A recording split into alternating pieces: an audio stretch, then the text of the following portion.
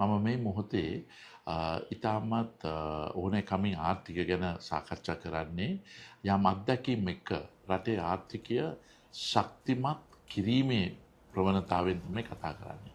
මේක විපක්ෂ ආණ්ඩු පක්ෂද කියන ප්‍රශ්නයක් නොවේ. මේකේ තියෙන්නේ රටේ ජනතාවට මීට වැඩි ඵලදායීතාවයක් තියෙන ආර්ථිකයක් ඇති කරන්නේ කොහොමද කියලා. මට පේනවා ශක්තිමත් මහ බැංකුවක් කියන්නේ මේක මුදල් පැත්තෙන් මේ මුදල් අමාත්‍යාංශය බැහැරව යන එකක් නෙමෙයි මට අවශ්‍ය වෙන්නේ.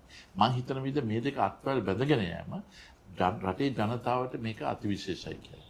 මේකේ කිසිසේත්ම මේ මූල්‍ය විනය අඩු කිරීම වැඩ පිළිවෙල නෙමෙයි. මේ මූල්‍ය විනය සහ ඒකබද්ධ වැඩ කිරීම තමයි අත්‍යවශ්‍ය වන්නේ. ඒ නිසා මම තේරීම් කාරක සභාවක් මන්ත්‍රීවරු 40 දෙනෙක් එක්ක එකතු කරලා අපි මේක දීලා තියෙනවා.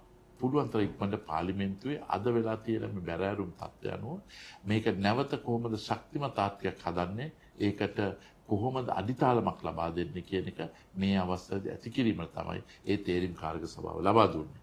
මතක තියාගන්න අපි අප්‍රේල් මාසයේ 12 වෙනිදා 2022 ඉදිරිපත් කරපු ඩෙට් ස්ටෑන්ඩ් එක නැත්නම් රට බංකුලුත් වීමේ ප්‍රවණතාවය ඒක පුද්ගලිකව හරි ඒක පාර්ශව කටයුතු වෙලා